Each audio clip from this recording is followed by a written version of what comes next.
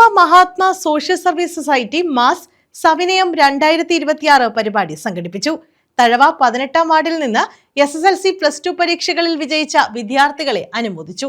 സാമൂഹിക, രാഷ്ട്രീയ, സാംസ്കാരിക, തൊഴിൽ മേഖലകളിൽ മികവ് പുലർത്തിയ വനിതകളെ ആദരിച്ചു.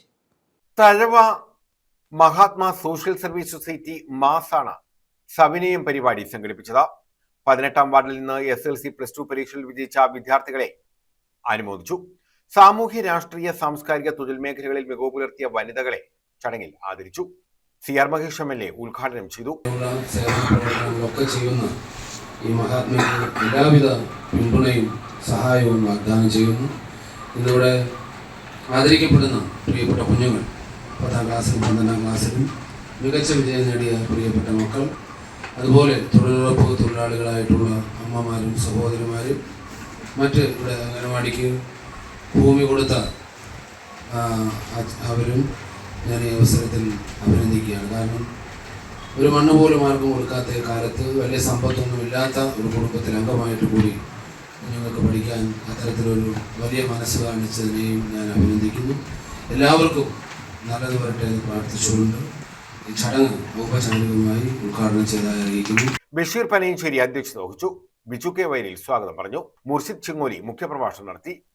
ബ്ലോക്ക് പഞ്ചായത്ത് അംഗം ഇന്ദ്രജിത്ത് തൊഴിലുറപ്പ് തൊഴിലാളികളെയും ഹരിതകർമ്മ സേനാംഗങ്ങളെയും മാസ് പ്രവർത്തകരെയും ആദരിച്ചു. വിവിധ മേഖലകളിൽ മികവ് തെളിയിച്ച വനിതകൾക്കുള്ള ഉപഹാരങ്ങളും മൊമെന്റോകളും സമ്മാനിച്ചു.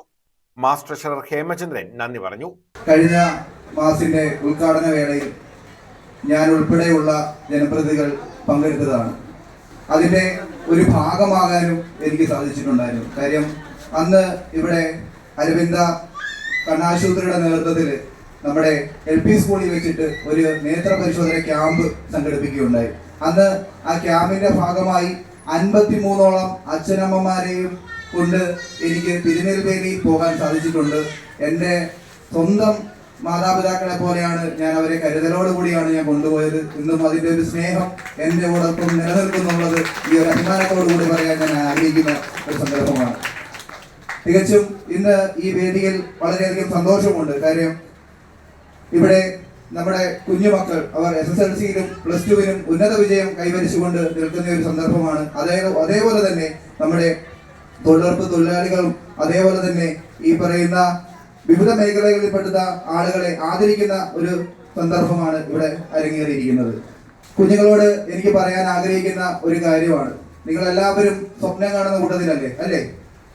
ഒരിക്കലും അല്ല. നമ്മൾ ഉറക്കത്തിൽ കാണുന്ന സ്വപ്നത്തിന്റെ കൂടൊപ്പം അല്ല നിൽക്കേണ്ടത്. നമ്മുടെ ഉറക്കം കെടുത്തുന്ന സ്വപ്നമാണ്. ഇത് പറഞ്ഞത് ഞാനല്ല, APJ അബ്ദുൽ കലാം സാർ പറഞ്ഞ ഒരു വാചകമാണ്.